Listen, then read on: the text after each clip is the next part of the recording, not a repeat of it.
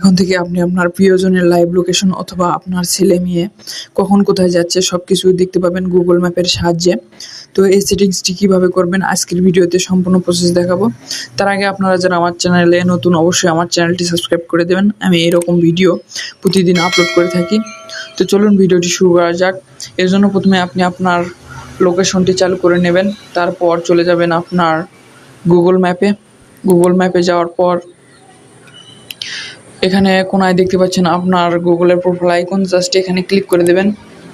এখানে ক্লিক করে দেওয়ার পর এখানে দেখতে পাচ্ছেন শেয়ার লোকেশন নামে একটি অপশন আছে, এখানে ক্লিক করে দেন। এখানে ক্লিক করে দেওয়ার পর এখানে আবার শেয়ার লোকেশনে ক্লিক করে দেবেন।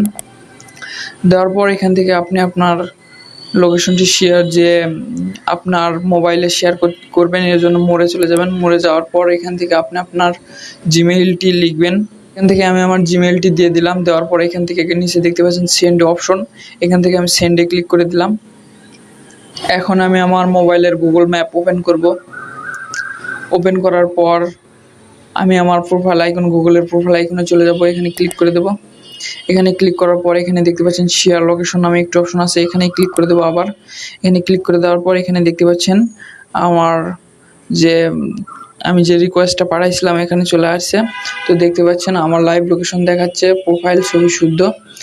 তো এইভাবে আপনি আপনার প্রিয়জন অথবা ছেলে মেয়ে যে হোক না কেন সবার লাইভ লোকেশন দেখতে পাবেন এইভাবে।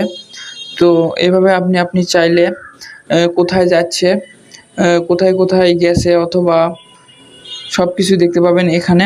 ভিডিওটি ভালো লাগলে অবশ্যই আমার চ্যানেলটি সাবস্ক্রাইব করে দেবেন। ধন্যবাদ।